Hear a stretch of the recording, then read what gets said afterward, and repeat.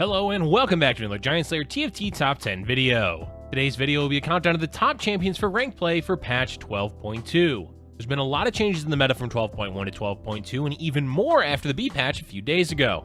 We're playing it safe this week by keeping the top 10 focused on which champions are the most consistent, not necessarily the champions with the most potential to win games.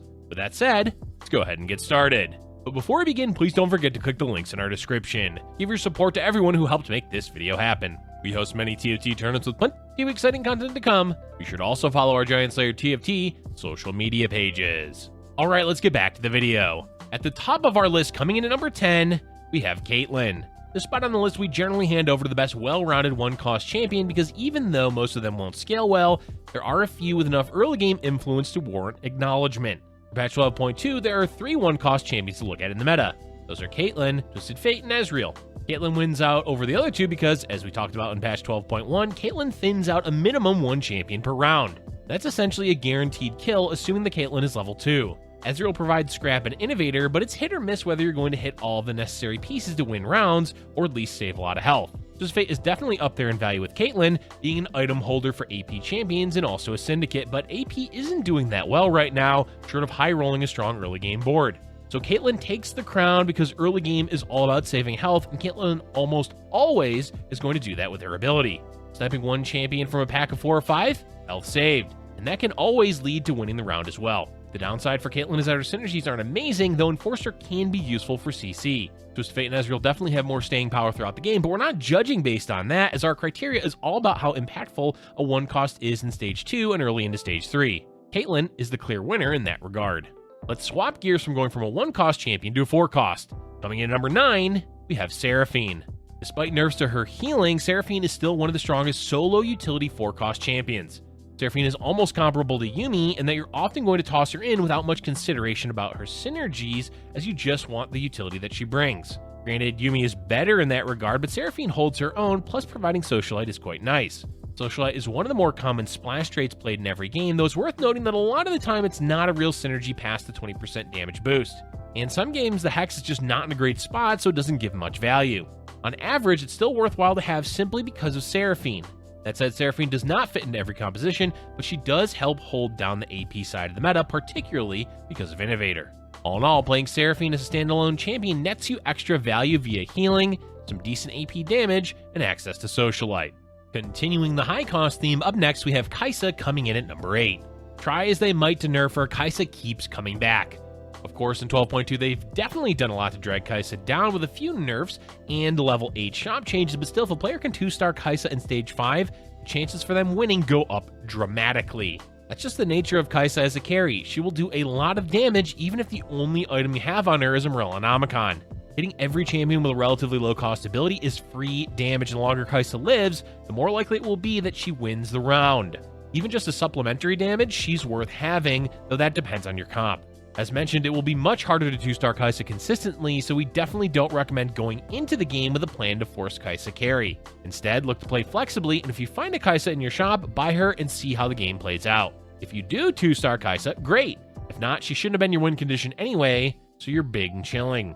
Coming in at number 7 is a fan favorite champion, Echo. If ever there is a champion you'd want to back you up in a fight, Echo is definitely the one. In a meta where assassins are doing well, Echo definitely provides a ton of extra utility that those compositions generally lack. A somewhat large AoE that boosts the attack speed of your allies and slows the enemy attack speed is quite good, especially when paired with auto-attacking assassins like Shaco or Talon. Echo is also a scrap champion, so even outside an assassin board he can bring value, especially early game if you're able to find him in your shop. Luckily, being a 3-cost, he's not too difficult to find in 2-star and is often a large reason for boards being able to stabilize in Stage 3. Toss Umbrellonomicon and Frozen Heart on him, and Echo will bring value to your board for essentially the entire game. I honestly don't have any negatives to bring up about Echo. There's not many downsides to having a 3-cost assassin that brings utility and a useful secondary trait. The only potential downside is that not every composition uses Echo. That's not really a downside. Unfortunate, we had to inhibit the ribbit this week as Tahm Kench is only number 6 in our top 10 list. Look, we love how much gold and components Tahm Kench can farm in a game. It's great and fun to witness. But we have to face reality, and the reality is they nerfed Tahm Kench. Losing out on a 10% stat gain while being fed, as well as less damage on his ability, has made it so there's a much narrower window that Tahm Kench can do his thing effectively. Don't worry though, because an early time Kench in Stage 4 is still a beast and will scale incredibly well. The problem is, the longer it takes to find Kench, the less value he's going to bring, which is an interesting yet odd problem for a 5-cost champion. That's always been an issue, but the window is now much smaller, so if you're finding TK1 in Stage 5, well, you may want to consider whether he's actually bringing anything to your board or not. Overall, the nerfs to Kench are likely for the best. In patch 12.1, he was clearly in an unhealthy spot, and while a lot of what made him viable is still possible in 12.2, he's no longer a guaranteed win condition. That said, Tahm Kench is still plenty strong, particularly if you high roll him at level 7. In the middle of our list, we have Shaco as the number 5 champion. Even though this meta has been an assassin meta, the highest assassin on our list is Shaco at number 5. The main reason for that is they did nerf both Talon and Imperial in the B patch, which has changed the meta a bit. We're also wary to rate a champion like Akali higher than Shaco, because even if an Akali 2 is quite a strong win condition, hitting Akali 2 is quite difficult after the level 8 shop changes. So that leaves us with Shaco as a strong contender for being a top carry in the meta, but not the strongest. Shaco does do a lot, specifically when you can 2-star him in Stage 3 or early Stage 4. With a Shaco 2 on your board and Syndicate backing him up, chances are you will be able to stabilize easily and likely even go on a win streak. Past that, it may be difficult to win with Shaco unless you're able to 3-star him.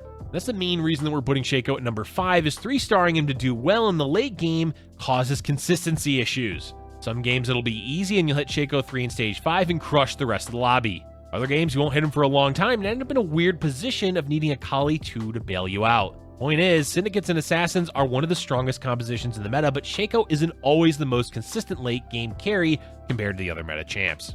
One such consistent carry is our number 4 champion, Urgot. Urgot has swung back into the carry seat this patch after a lot of champions and synergies were nerfed alongside some minor Urgot and Chemtech buffs. It's common to see 2, maybe even 3 players trying to run Urgot Chemtech compositions in a lobby because of how well it stabilizes in stages 4 and 5 and how easy it is to put the board together. Dealing consistent damage is where Urgot shines and has a defensive synergy to help out when things get dicey. While we can't say Urgot is the best carry in the meta, he definitely is up there as one of the most consistent.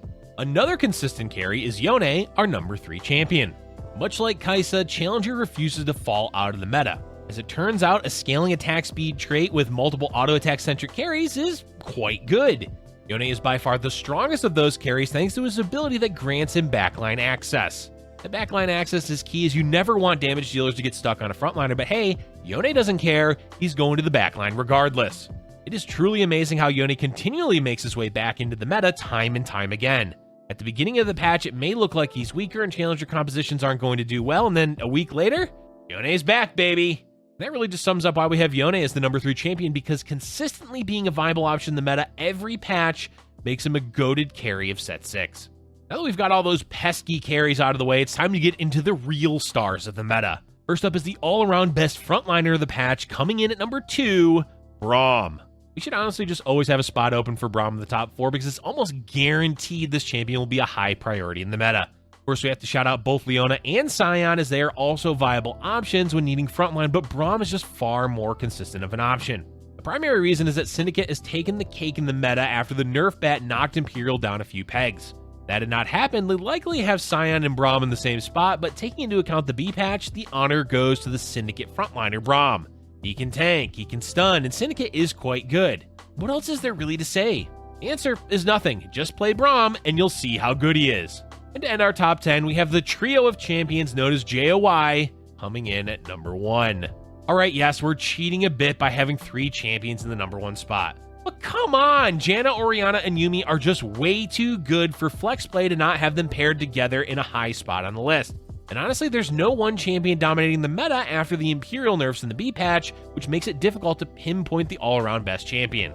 Because of that, we're giving it to all 3 of Janna, Orianna, and Yuumi. All of them have a place in the meta for so many comps, so they aren't always played together. If your goal is to play flexibly, then chances are you'll be utilizing these 3 champions in some capacity on your board.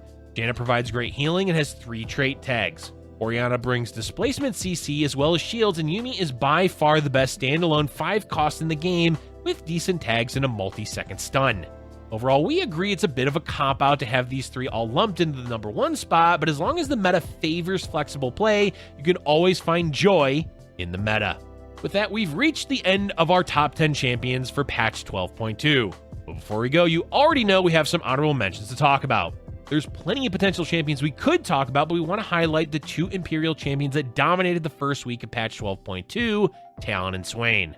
First off, Talon and Swain are still viable in the meta. They definitely got hit by the nerf bat and are lower in priority than before, but you can still build compositions around both of them. But our goal is more to highlight how well these 2 champions did prior to the nerf, because they do deserve mention for shaping how the meta is formed in the first week of the patch.